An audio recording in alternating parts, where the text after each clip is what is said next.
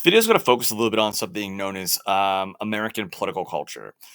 So, American political culture are the shared beliefs and values that Americans possess that relate to government and influence how our government is able to operate.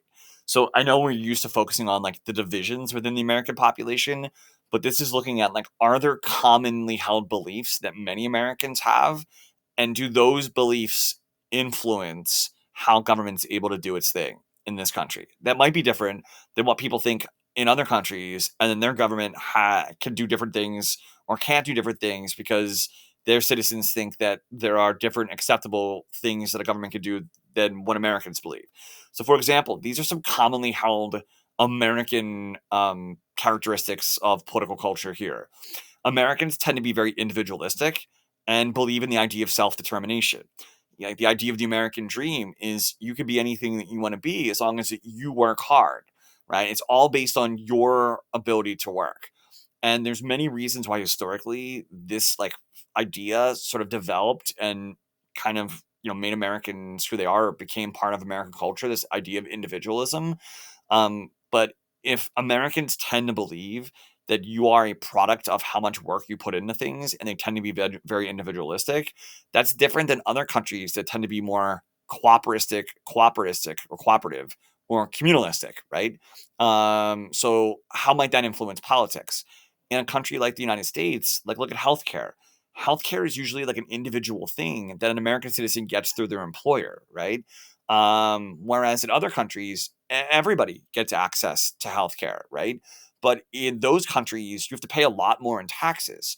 So Americans would be probably less willing to accept like government sponsorship of universal healthcare because, again, you worked hard for what you have, and you don't want to have stuff taken from you to provide for others necessarily, right? So it just allows government to do different things in different countries depending on if the general public tends to be a little bit more individualistic or tend to focus more on like the cooperativeness of society.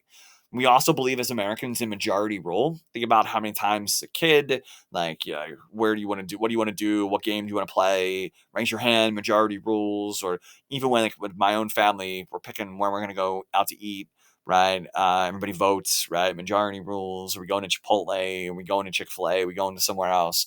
But in this country, we also believe that the minority has rights as well. So just because you're not in the majority doesn't mean that you don't have any political power whatsoever.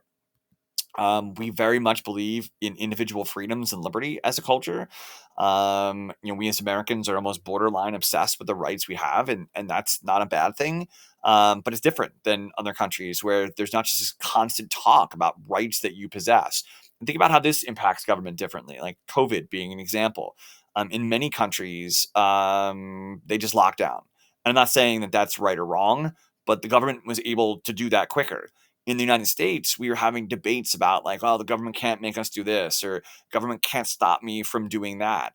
It just makes governing more difficult. It's not a bad thing. It's just different. There's just not just blind trust in government necessarily in the United States. And we also believe very strongly in the idea of civic duty and responsibility, that our system of government works best when there's participation from regular citizens, right? We'll go into a little bit more detail what civic duties are versus responsibilities, but the more people that get involved, the healthier and more effective our system of democracy is.